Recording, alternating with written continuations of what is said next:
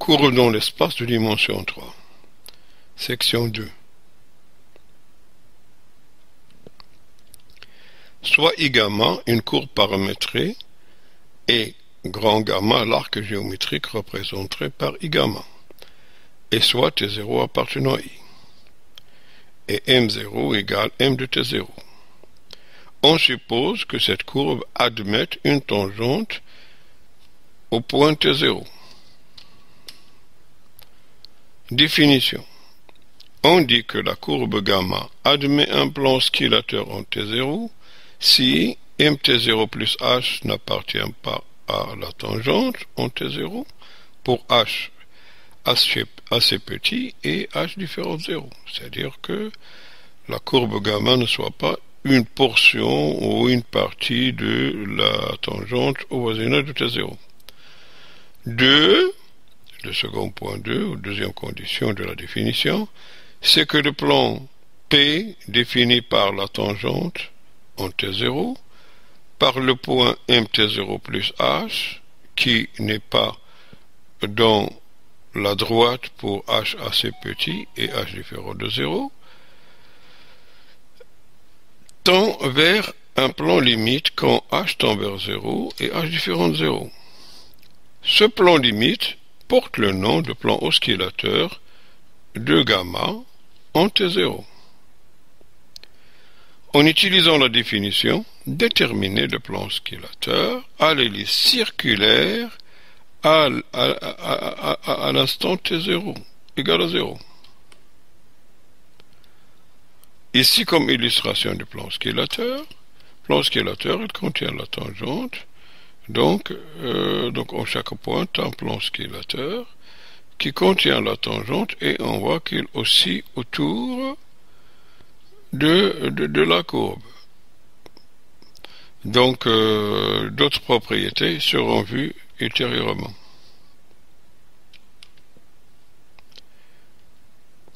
Théorème. On suppose que M de T0 est un point birégulier. C'est-à-dire que le vecteur gamma prime de T0 est non nul, et le produit vectoriel de gamma prime de T0 et gamma seconde de T0 également ne soit pas nul. Ça veut dire que simplement ces deux vecteurs sont indépendants. Alors dans ce cas, la courbe paramétrée I gamma admet un plan oscillateur en T0, et ce plan oscillateur est défini par M0 et gamma prime de T0 et gamma seconde de T0. Il est défini par ce point et par deux vecteurs indépendants. Bon, déterminer le plan oscillateur à l'hélice circulaire à l'instant initial en utilisant ce théorème, mais pas la définition, cette fois. Et deuxième question, démontrer le théorème. Abscisse curviligne. Soit gamma un arc géométrique représenté par une courbe régulière AB gamma de classe CK, avec K supérieur ou égal à 1. Théorème, le nombre L de gamma est un invariant qui est égal à, donc L de gamma qui est l'intégrale de A à B de gamma prime de T dt, ne dépend pas du représentant AB gamma de gamma choisi. Donc il ne dépend pas de cette paramétrisation de l'arc géométrique gamma. Alors, ce nombre porte le nom de longueur de gamma. C'est un invariant. Donc, déterminer la longueur de chacun des arcs suivants, le premier du cercle et l'autre c'est la portion de l'hélice circulaire.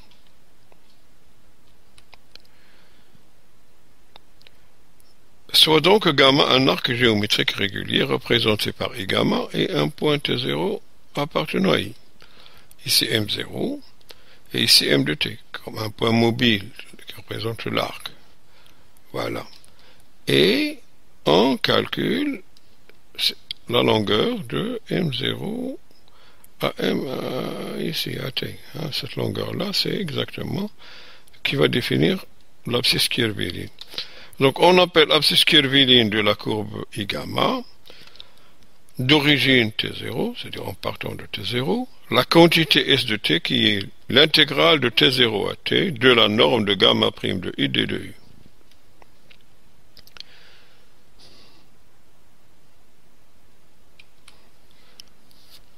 Remarque, S' de T égale à la norme de gamma prime de T. Il est strictement positif. Et il s'ensuit que S, l'application S qui a été associée à S de T, est strictement croissante. Donc, elle est bijective de I sur un intervalle J. Et dérivable sur I.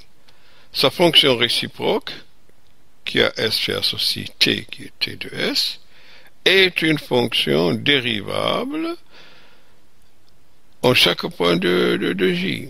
Et là, on a T' de S égale à 1 sur gamma prime de T. C'est juste opération en utilisant la définition de la dérivée d'une fonction réciproque. Cours de première année. Hein? F-1', c'est 1 sur F' de f de y. On obtient une autre paramétrisation J alpha de gamma, d'après ce qu'on vient de voir, en posant alpha de S, c'est gamma de T de S. Et on voit que la norme de alpha prime de S égale à d alpha sur ds, qui est d gamma sur dt, dA dt sur ds. Donc c'est gamma prime en norme divisé par gamma prime de t en norme égale 1. Donc le vecteur gamma prime de S est un vecteur qui est unitaire, c'est-à-dire de norme 1. D'où définition. En représentant I gamma de l'arc géométrique gamma est dit naturel si pour chaque t, gamma prime de t égale 1. Donc, pour ces courbes classiques qui définissent le cercle et qui définissent les circulaires, déterminer, voir si s'ils ont des paramétrages naturels ou pas. S'ils ne définissent pas, il faut en chercher, comme on va le voir.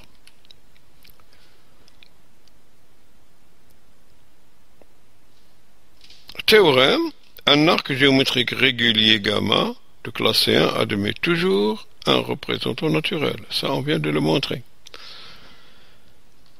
Si j'ai I gamma et J bêta, deux arcs de paramétrisation naturelle d'un même arc géométrique, alors le changement de paramétrage θ de I sur J, tel que gamma égale à bêta rond θ, vérifie θ' égale plus ou moins 1. Donc, U qui est égal à θ de t égale plus ou moins t plus t0. Bon, démontrer ce théorème en exercice. Il est déjà pas trop difficile. Et comme déterminer aussi, comme exercice, déterminer un représentant naturel équivalent à l'hélice circulaire A cos TI plus A sin TJ plus BTK.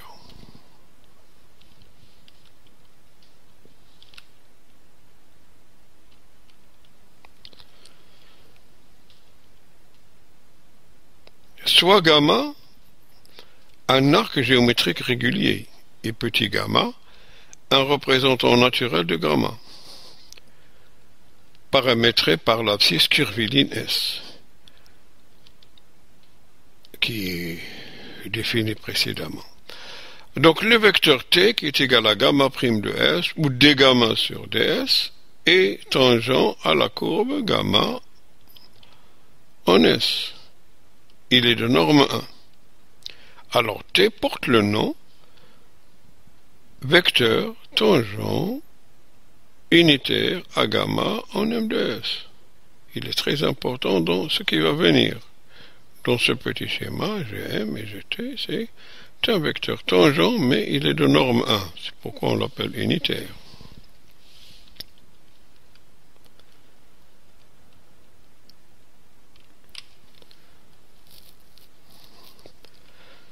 Alors maintenant, un résultat très intéressant, c'est, on va démontrer que dt sur ds ne dépend pas du paramétrage naturel. Par contre, t ou d gamma sur ds en dépend.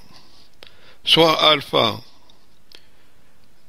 de i dans E3, un autre paramétrage naturel de gamma, et soit θ un difféomorphisme de I sur J, qui vérifie gamma égale alpha rond θ.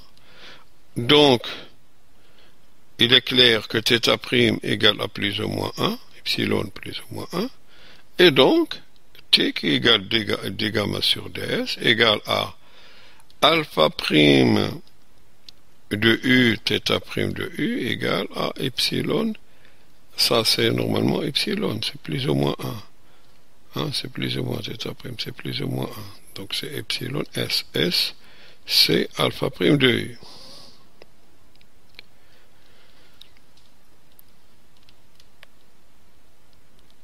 Donc le vecteur unitaire S, lorsqu'il est égal à S égale à moins T, donc S c'est ou bien égal à T ou bien S égale à moins T, quand S égale à moins T, alors il correspond au paramétrage qui à S fait associer moins S plus S0 de l'arc géométrique gamma. Par contre, dt sur ds ne dépend pas de paramétrage naturel comme on va le voir. Donc dt sur ds égale d carré gamma sur ds carré, donc d sur ds de d gamma sur ds. Donc d gamma sur ds, comme on l'a vu, c'était quoi? C'est alpha prime u θ prime de s. Donc en tout, ça va faire d carré alpha sur du carré u, θ prime de s au carré. Donc c'est d carré alpha sur du au carré égale ds sur du, puisque θ prime ici égale à 1, epsilon au carré égale à 1. Donc, lorsque s est un paramétrage naturel, d gamma dt sur ds ne dépend pas du paramétrage naturel, puisque pour un autre paramétrage, c'est le vecteur unitaire, c'est ds sur du, avec s c'est d alpha sur du. Donc, la dérivée seconde ici ne dépend pas du paramétrage naturel. D'où le théorème, très très important, théorème et définition. Donc, le vecteur dt sur ds ne dépend pas du paramétrage naturel de gamma. Le vecteur k, qui est égal à dt sur ds, on l'appelle k, ce vecteur-là, ou encore d carré gamma sur ds carré, la dérivée seconde qui est importante. Ce vecteur-là, k, est appelé vecteur de courbure de l'arc géométrique gamma en M de S. Alors là, petit kappa qui est égal à la norme de k, ou la norme de dt sur ds est appelée courbure de gamma en M de S. Son inverse, qui est grand R, 1 sur kappa, est appelé rayon de courbure de gamma en M de S. Essayez de retrouver ces kappa et ce R dans les cas très simples tels que l'histoire du cercle ou de l'hélice circulaire.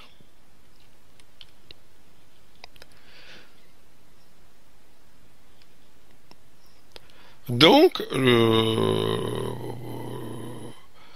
on va définir la courbure et la torsion, mais d'abord, le vecteur n qui est égal à k sur la norme de k, ou grand K sur kappa, est appelé vecteur normal unitaire principal, à gamma en M de S. C'est exactement ce, comme on a vu dans le schéma tout à l'heure, ce n appartient au plan oscillateur. Je vais revenir au schéma précédent.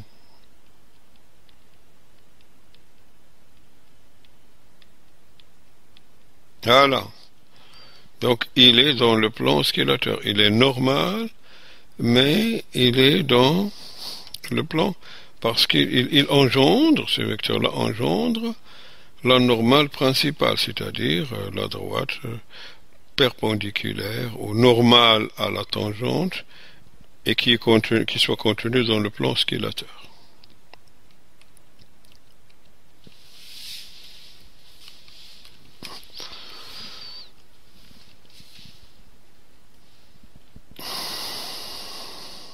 Voilà, alors nous sommes revenus, donc le n qui est égal à k sur la norme de k, c'est le vecteur normal unitaire principal à gamma en M de S. Bien, des exercices d'application, nous y reviendrons, dans la solution des exercices d'application. Repère mobile, repère de ces réfrénés. On suppose que K est non nul. On a dt sur ds scalaire t égale à 0, parce que t est unitaire, t est scalaire. T égale 1, l'unitaire, on dérive par rapport à s, c'est 0. Donc, le vecteur, à partir de là, on déduit que le vecteur normal, principal n, est perpendiculaire à t. Puis, le vecteur unitaire binormal b qui est égal à t scalaire vectoriel n va être perpendiculaire à t, perpendiculaire à n aussi. Et on a un autre repère, c'est que le triplet M de S, T, N et B, ça définit un repère en chaque point, MS. Ce repère mobile, il est orthonormé direct, appelé repère mobile de ces réfrénés. Notons que la théorie du repère mobile a été étudiée en géométrie différentielle par le grand académicien Élie Cartan.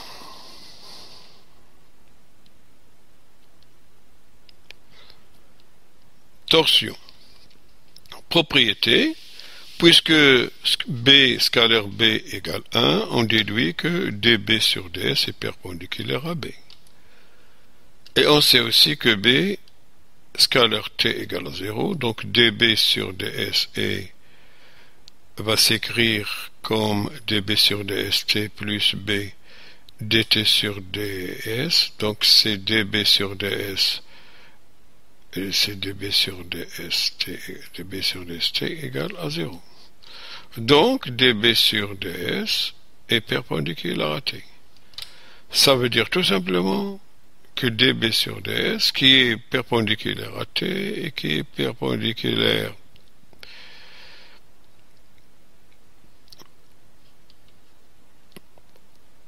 à B, donc il va être parallèle à n. Et comme il est parallèle à n, donc il est proportionnel à n. Alors le coefficient de proportionnalité de dB sur ds avec n porte le nom torsion.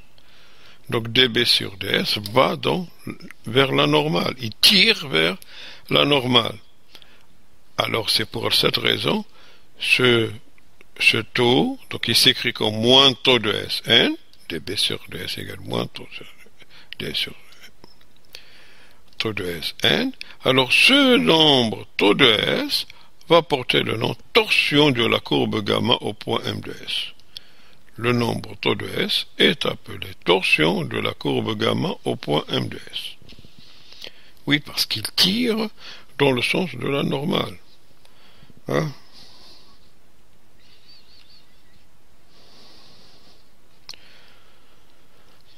Bien. Donc, dn sur ds s'écrit normalement, puisqu'il est perpendiculaire à n, donc il va être une combinaison linéaire de t et de b.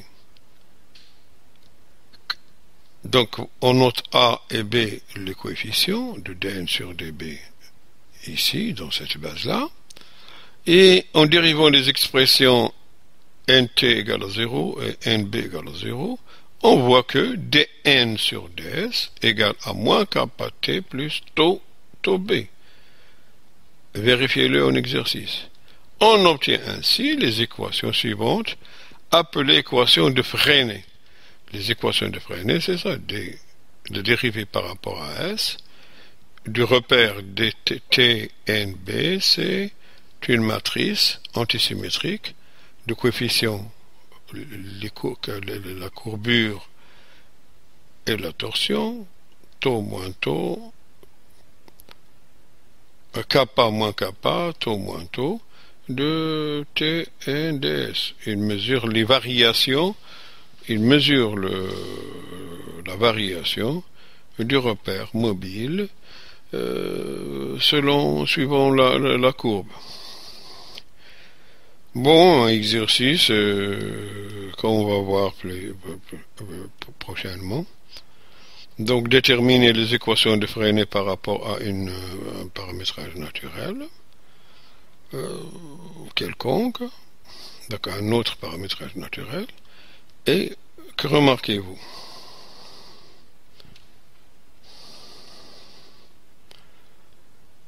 Et aussi montrer la chose suivante. Un exercice, ça c'est un devoir qui caractérise, donne une interprétation de la courbure et de la torsion. Montrer que kappa nul, c'est seulement si la courbe est une partie d'une droite. Montrer que tau est nul, c'est seulement si la courbe est située dans un plan. Quel est ce plan?